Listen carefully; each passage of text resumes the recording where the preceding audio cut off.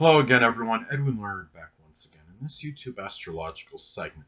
I'm going to be talking about the natal astrological chart of Jim Carrey. Jim Carrey, as many of you may know, is a renowned actor. He's a comedian. He's obviously, very uproarious. He's very, versatile actor. He can play, manifold roles. He just really one of the more exceptional actors that I think we've seen in some time, as far as especially on the comedic end. But he also shows adaptability by being able to play serious roles when he can. He does have the sun in Capricorn, and the thing about first thing I want to talk about Jim Carrey's natal chart, and the thing breaking down, just looking at his sun, moon, and his ascendant. Okay, he has the sun in Capricorn, moon in Gemini, and Scorpio ascendant. And breaking it down, when you look at the sun, moon, and ascendant and how they work together and integrate together is broken down systematically.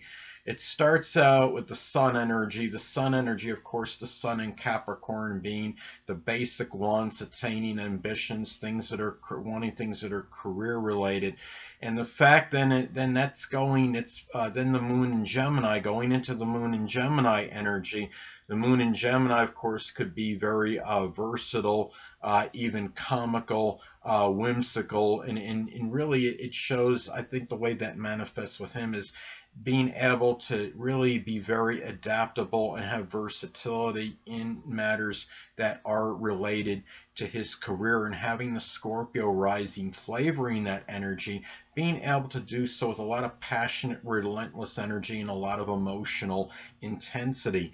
But the thing about this is I find what's very interesting. When I look, well, first I want to just talk about the basics of his chart, the general pictorial look. Now he has, I believe, 4 planets on the top half of the chart, 6 on the bottom, and a good balance of, as far as major astrological energy, a good balance of introverted, feminine planet, major astrological energy that is feminine and introverted signs, and major astrological energy and masculine signs. And when I'm talking about the major astro energy, I'm referring, of course, to 10 planets, the midheaven, and the ascendant. So it's really a fairly good balance of introversion and extroversion with him. I think, look at it too, he had no planets in the second quadrant of his chart, which of course is comprised of houses 4, 5, and 6. And in that, it shows to me that he might not put a lot of emphasis on like his home and family matters, his love life, his romance, but at the same time, what's interesting, almost astounding, he's got no planets, meaning no planets in the 6th house, but he certainly has a lot of energy that goes into his work life, I would say. So for me, I do see a lot of that. There's no doubt that he does put a lot of focus on his work. The ruler of his 6th house is Mars in Capricorn, and of course Mars in Capricorn could be a lot of ambitious energy, a lot of energy and vitality going into career related matters, and it falls in his 2nd house of income. So, but another thing I've noticed too is that Jim Carrey has a preponderance of planets, 9 planets to 1. He's got 9 planets on the left side of his chart, which indicates more of an emphasis on self-reliance, independence. He likely doesn't need other people cajoling or coaxing him to do a lot of different things. He likes to likely do what he wants to do, when he's going to do it, and doesn't really need the encouragement likely of others to do things. He's probably and having, some strong Capricorn energy, he's also, I would say, very likely, a lot of ambition and in certain initiative and enterprise as well. And anyway, another thing with Jim Carrey, what I notice in his chart is that, I mean, looking at it, I've talked about this, and I want to say this before I forget that in previous videos. I mean, I do believe that actors' roles, that actors and actresses are often consciously or subconsciously drawn to roles that correspond with their astrological energies, and I think actor Jim Carrey is no exception. Some of you may have seen him in that movie, The Majestic. And in that movie, was in some kind of a car crash and forgot who he was. I guess he got like amnesia or something, and he unwittingly, I mean, takes on the role of somebody else, and in doing so is reviving, rejuvenating, revitalizing the town spirit. What's interesting is when you look at his chart, breaking down what I consider the three main proponents in a chart: the sun, the moon, and the ascendant. Sun again being in Capricorn, moon in Gemini, Scorpio, ascendant. Well, the sun in Capricorn, how that energy may have manifested in that role, okay, making it his business, I put business in quotes, so to speak, basically taking on another career by taking on another role. Moon in Gemini, another identity, to being somebody else, really impersonating somebody else, and then doing so with the moon, with the Scorpio rising energy, flavoring that, doing so and reviving, revitalizing a town in the process. Scorpio is connected with rebirth and regeneration. So I thought that was very interesting. Another thing in Jim Carrey's chart too is, of course, I mean, he's very communicative to say the least. He's got a number of planets in that third house, including the ruler of his third house in the third house. He's got Jupiter in the third house, and of course Jupiter, I mean, as I've talked about in previous videos, Jupiter is very benign and benevolent, but it's paradoxical, could also have a tendency to enlarge and expand. It's conjunct his Mercury, very tight conjunction to his Mercury, which could expand a lot of very, very unusual, maybe even idiosyncratic communication, unorthodox communication, communication that is very unique. And it's also, I think that plays a role in his unusual humor. And when he's talking, he really can, he's very, obviously very comedic, and puts his own origin with very original in the process. And a lot of that is that Aquarius energy. And having Jupiter in Aquarius, it shows he could be very lucky. It could be very fortuitous for him when he is being a nonconformist, when he's being idiosyncratic and doing things and being unpredictable.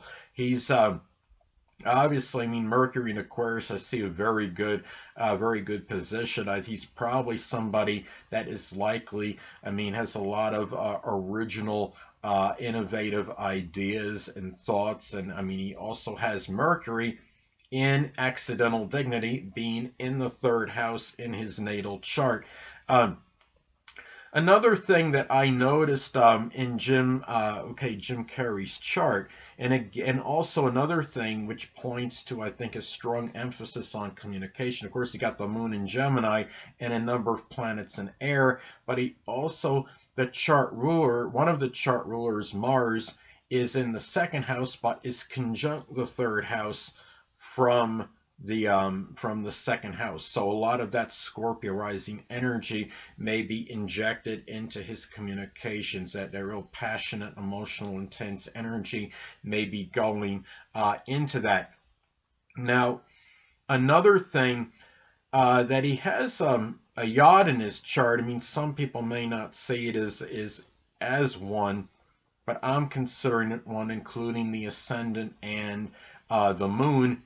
Now, some people may not see the ascendant that should be part of a yacht. It may be subjective to some, but I see it as part of a yacht configuration. Now, in Jim Carrey's chart, he has a yacht configuration that consists of the Neptune ascendant conjunction in Scorpio, and then he has that making a sextile to his Mars in Capricorn. Then that energy is both of those, that energy I described, the Mars and Capricorn and the Neptune ascendant and Scorpio conjunction, both in conjunct his Gemini moon in the 8th house. Hold on a moment, people.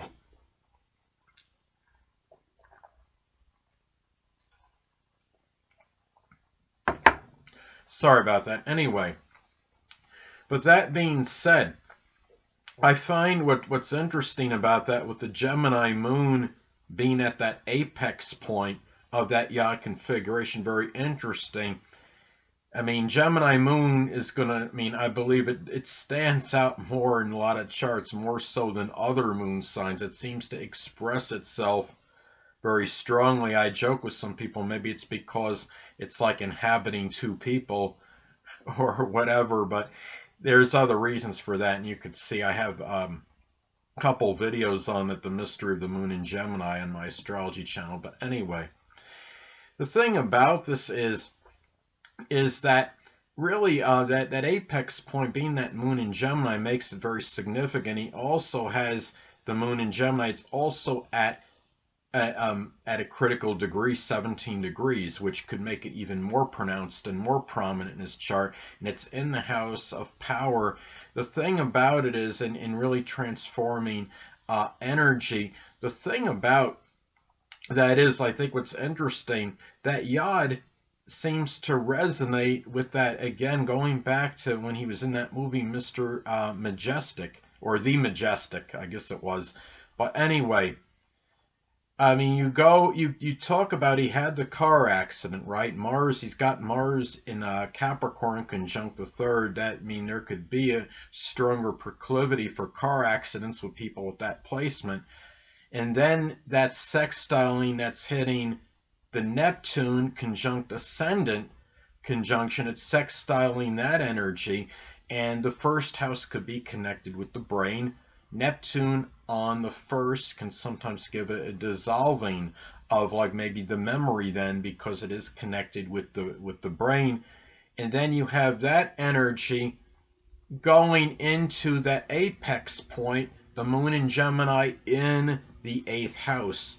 And the moon in Gemini, he winds up, remember, taking on another role unwittingly, inadvertently taking on another role. Gemini is connected with duality and the twins. He takes on another role, and in the process, he's reviving and rejuvenating, revitalizing the town spirit. He has the moon in Gemini in the 8th house of rebirth and regeneration. I mean, people, I don't think it's a coincidence. You have this happens in a lot of instances. You'll see energy in people's astrological charts which corresponds with the roles the people have in the acting that they're doing in their roles. I mean, this is I mean, I just don't see this as any major coincidence whatsoever. And another thing I noticed in his in Jim Carrey's chart too, though, on one negative, he has what I see as a fixed T-square configuration, and some people may not include the node in it or the ascendant, but I'm including it in there. He has the node, North Node in Leo, in the 9th house of global communications. It's making an opposition to the Jupiter, Mercury, and Aquarius conjunction in his 3rd house. And both those points being squared by the Neptune ascendant conjunction in Scorpio. Now, what it tells me is how this might break down with Jim Carrey.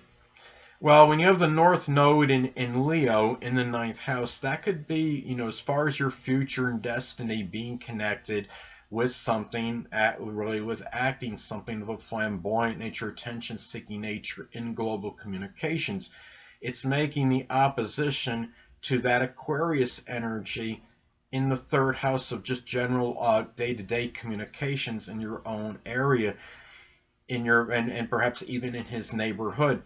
What it tells me is that Jim Carrey times may be kind of vacillating, might be trying to go back and forth and trying constantly to balance that energy, his selfless communication and expansion of it in the 3rd house of your, of your general, where your neighbors are and what have you, opposing the North Node in Leo in the ninth house of the global communications, and really the attention seeking, getting the notoriety in global communications. It tells me that there might be some kind of might be adversarial, might be something where he goes back and forth on. In the process, you look at the point, the focal point of the fixed T-square configuration, of course, again, Neptune in Scorpio conjunct his Scorpio ascendant. And what that tells me is that maybe it's forcing Jim Carrey to be very malleable in having the Neptune on the Scorpio ascendant, and it might even be dissolving his physical energy and vitality to some degree. Scorpio rising could be a very relentless, untiring energy, but the thing about it is that even someone with the Scorpio ascendant could actually become certain that, might be some fatigue at some point. And the fact that he's got Neptune in that 12th house as part of that apex point, or I should say the focal point of that fixed T-square configuration, it might be dissolving or dissipating his private life to some degree. And the thing about it is he has. Now, as far as like alleviation from this, of course, you look to the opposite point of the focal point in the T-square configuration. And that, of course, would be at the tail, and that would be that 6th house and 7th house, and then the 7th house cusp, because you're talking about the opposite point of his Scorpio ascendant, but Neptune is in the 12th house. So you look right in that area, right at the tail end of that 6th house in being Taurus, and that 7th house. So it tells me maybe if he gets stable relationships that are in his routine, in his work life, or just even finding that stability and some peace and tranquility, somehow incorporating that in his day-to-day routine, that might really do something for him to help deal with this that exasperation of that energy of that fixed T-square configuration. So anyway, people, that'll conclude this YouTube astrological segment. And until next time, people, Edwin Learnard saying, stay well.